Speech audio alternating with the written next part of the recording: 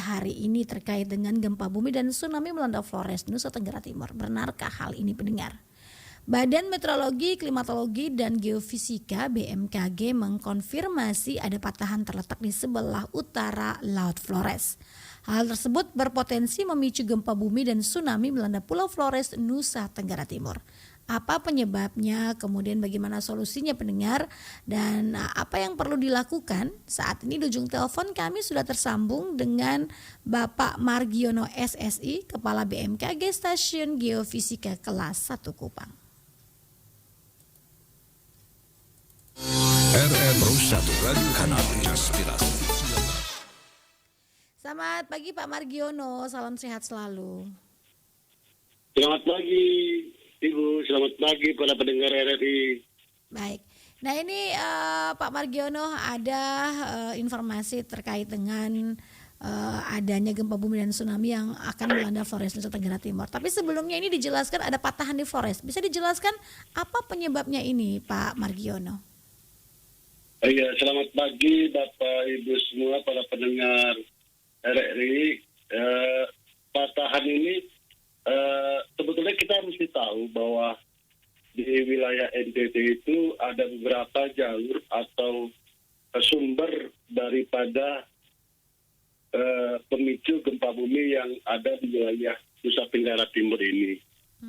Sumber gempa itu yang pemicu tsunami itu, gempa dan tsunami di wilayah NTT itu terjadi satu, sesar naik Flores atau Flores Trust. Yang kedua, sesar naik Betar atau Weta Trust. Yang ketiga, sesar Semau. Yang keempat, Megatrust Sumba dan Tremor Trust.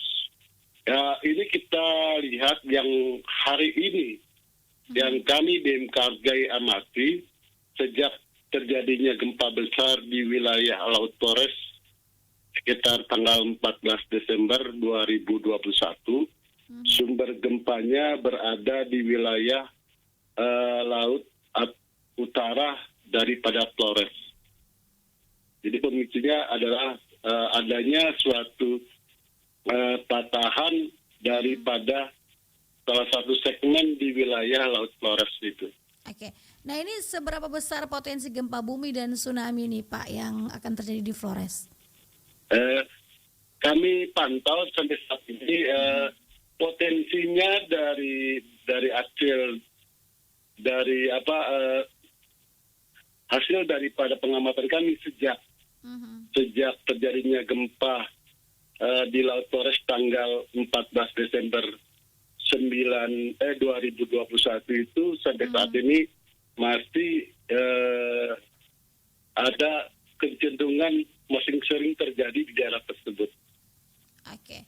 Kemudian Pak, dari kegempaan sampai ada potensi tsunami, biasanya berapa besaran gempanya ini Pak, kekuatan gempanya? Iya, kalau dulu kita para ahli melihat atau meneliti bahwa gempa bumi yang menimbulkan tsunami adalah syaratnya satu, gempa itu harus kekuatannya berada di atas 7 skala Richter, kedua berada di dasar laut, ketiga kedalaman pusat gempa besarnya sekitar pada dangkal atau kurang daripada 40 km. Kemudian bentuk patahannya patahan naik. Tapi sejak kejadian gempa di Palu itu gempa dengan kekuatan 6,5 ke atas itu sudah dapat menunjukkan tsunami. Oke, jadi ketika 6,5 skala Richter ini ada potensi tsunami di daerah tersebut nih Pak Margiono ya? Tidak juga Bu, tidak semuanya. Tergantung daerahnya? Iya, tergantung daerahnya 6,5 ke atas Bu. Bukannya 6, tapi 6,5 ke atas. 6,5 ke atas. Bisa, okay. Bisa aja. Itu tergantung nanti waktu kita menganalisa dengan permodelan apakah gempa tersebut menimbulkan tsunami atau tidak. Tapi rata-rata selama ini memang gempa yang dapat menimbulkan tsunami itu adalah dengan kekuatan 7 di atas 7. Oke, baik. Nah, kemudian Pak Margiono tadi disampaikan ya, dikonfirmasi oleh BMKG bahwa ada tsunami dan juga gempa nih, waspada ya potensi tsunami dan juga gempa di Laut Flores. Nah, di daerah mana saja di Flores ini Pak yang rentan terhadap hal tersebut? Apalagi juga di beberapa daerah Flores ini kan ada riwayat kegempaan juga nih Pak Margiono. Iya, kalau kita dari peta hasil daripada penelitian para ahli bahwa seluruh wilayah utara Flores itu, Laut Flores itu dari wilayah Pulau Flores itu sebagian utara itu berpotensi terhadap tsunami. Ya, hampir kalau kita lihat dari peta hasil penelitian dan kajian dari para ahli bahwa seluruh wilayah NTT itu mulai dari bagian utara sampai bagian selatan itu NTT itu dapat berpotensi gempa bumi yang dapat menimbulkan tsunami. Oke, jadi dari bagian utaranya Flores nih Pak ya? Iya. Daerah mana saja ini Pak? Ya sepanjang dari Labuan Bajo sampai dengan mungkin Pulau Wetar itu memang wilayah utara daripada NTT itu dapat berpotensi ya Bu, berpotensi menimbulkan terdapat tsunami. Oke. Nah, kemudian dalam observasi dari BMKG ini sendiri Pak Margiono ya, kapan dan seperti apa nih peningkatan aktivitas gempa di Laut Flores? Aktivitasnya semenjak terjadinya gempa bumi tanggal 14 Desember 2021, ya kita tahu bahwa BMKG sempat mengeluarkan peringatan dini terhadap berpotensi tsunami di wilayah sekitar laut utara Flores itu. Hampir sebagian besar wilayah utara Pulau Flores itu menimbulkan tsunami. Sampai saat ini sejak kejadian gempa tersebut sudah beberapa kali hampir sekitar ratusan itu pernah terjadi gempa di wilayah tersebut, gempa susulannya Ibu ya. Walaupun gempa-gempa susulannya tidak terlalu besar, masih di bawah 5 skala Richter. Oke, berarti dari 14 Desember 2021 hingga Maret ini Pak ya, ada gempa-gempa kecil, gempa-gempa susulan yang terus terjadi. Iya, masih ada sering terjadi di wilayah utara, ya di wilayah sekitar gempa bumi terjadi waktu tanggal 14 Desember kemarin. Oke. Nah, ini seperti apa nih Pak langkah kewaspadaan yang perlu dilakukan, apalagi disampaikan ada potensi nih akan terjadinya gempa dan juga tsunami? Langkahnya mungkin pertama itu perlu dilakukan mitigasi terhadap masyarakat, artinya melakukan pembelajaran bagaimana cara melakukan evakuasi terhadap bahaya tsunami. Pertama, yang kedua sosialisasi, ketiga melakukan pembuatan jalur evakuasi tsunami, keempat, ketiga melakukan penguatan bangunan yang tahan terhadap bahaya gempa bumi. Misalnya bangunan itu, struktur bangunannya itu harus kuat terhadap goncangan gempa bumi.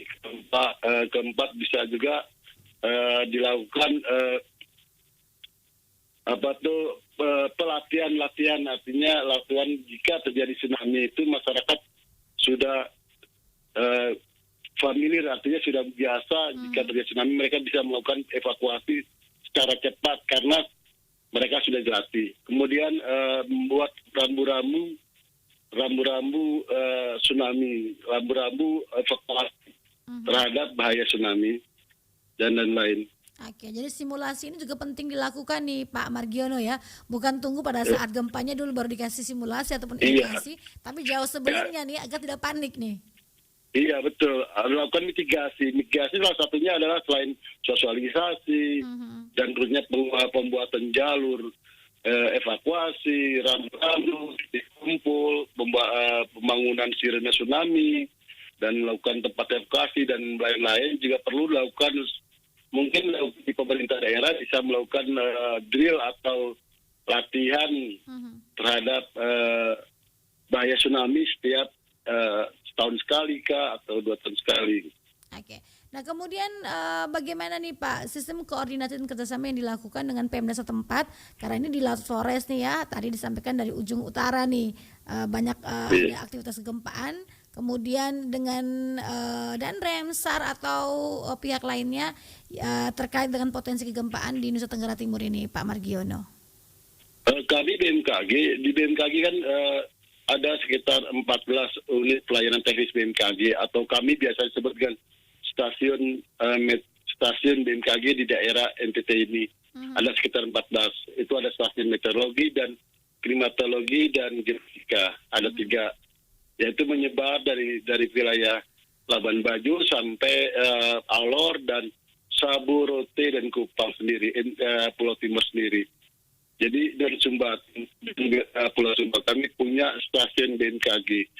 Kami stasiun BMKG selama ini selalu melakukan koordinasi dengan pemerintah daerah, baik dengan TNI, Polri, BPBD, dan stakeholder terkait, SAR, dan stakeholder terkait dalam melakukan mitigasi dan memberikan informasi tentang misalnya peringatan dini cuaca, peringatan dini cuaca ekstrim, peringatan informasi tentang perakhiran musim, dan peringatan dini gelombang, serta peringatan dini gempa tsunami dan informasi gempa bumi dan lain-lain. Kami selalu berkoordinasi dan berkolaborasi dengan mereka. Jadi kami sudah punya grup masing-masing. Setiap stasiun BMKG di wilayah NTT ini itu pasti mempunyai grup informasi tentang BMKG. Oke, baik. Kemudian yang terakhir nih Pak Margiono, apa himbauannya nih kepada masyarakat agar bisa berwaspada dan berhati-hati terkait potensi kegempaan dan tsunami di Laut Flores? Sebetulnya kita tidak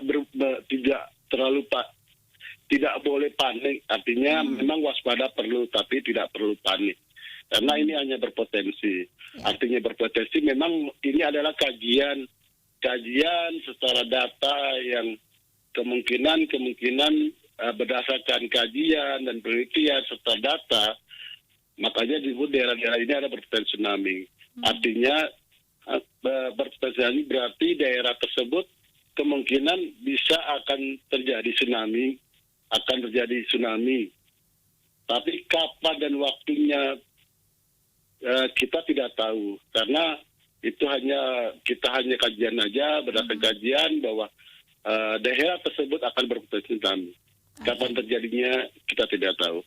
Imbauan pada masyarakat pertama tidak perlu panik, tetap waspada dan selalu mengikuti anjuran pemerintah, selalu menerima atau mencari informasi dari BMKG, jangan percaya atau mudah percaya dengan berita-berita hoax, percaya dengan berita, ambil sumber yang dipercaya dari BMKG tentang gempa bumi dan tsunami. Kemudian dengan pemerintah daerah selalu melakukan sosialisasi tentang bahaya tsunami, daerah-daerah yang mana rawan tsunami, rawan gempa, bagaimana cara melakukan evakuasi, membuat jalur atau rambu-rambu evakuasi, tempat-tempat evakuasi, titik.